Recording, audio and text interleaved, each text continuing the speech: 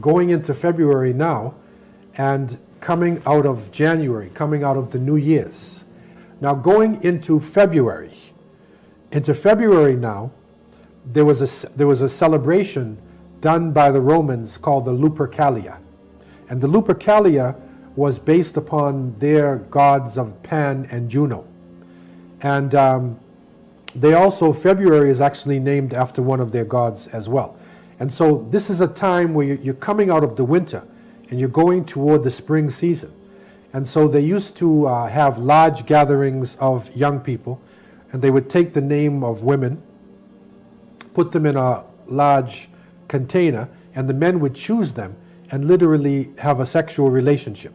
So it was based upon this, Cupid concept. The Greek word is eros. This is modern day Valentines? Yeah, so I want to tell you where it comes in now. Yeah. The Greek word is eros, erotica.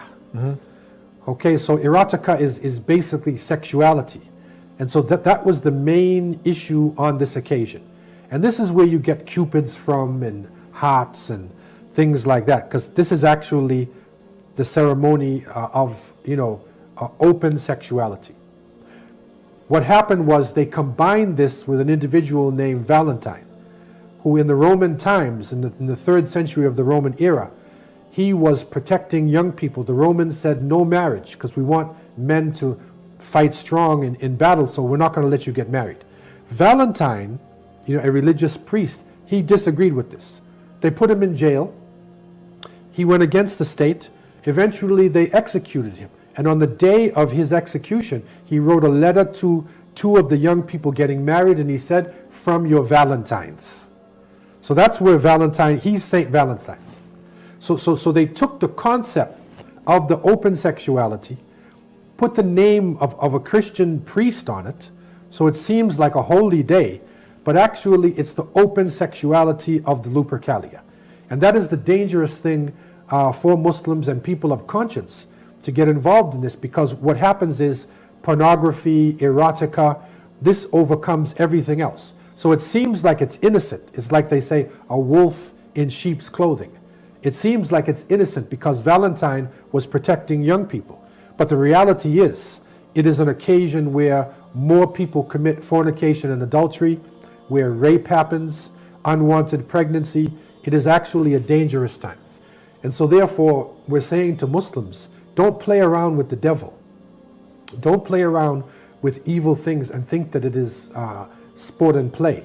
Because what is happening is that young people are being fooled into focusing their life on their sexuality, as opposed to focusing their life on their education, on their physical fitness, and then grow into their sexuality. This is how societies develop themselves over the centuries. And of course, the last revelation, of the Quran brought us the beautiful example of the husband and the wife and the family, and how people can protect themselves, and how sexuality can actually be a beautiful thing. It can be a halal, permissible thing, and not something wild and uncontrolled. Tell us now, for the person who's just tuning in, they got their friend and they said, look, man, this Valentine's Day, there's more to it. But you know what? It's in our public schools. It's all over the place. Look, Johnny just wants to tell Susie that she's cute. You know what I mean? Innocent, no. Kids are passing around. What's the big deal? Well, of course, again, this is the wolf in sheep's clothing. Wolf in sheep's clothing. Meaning that it appears to be innocent on the outside. Yeah.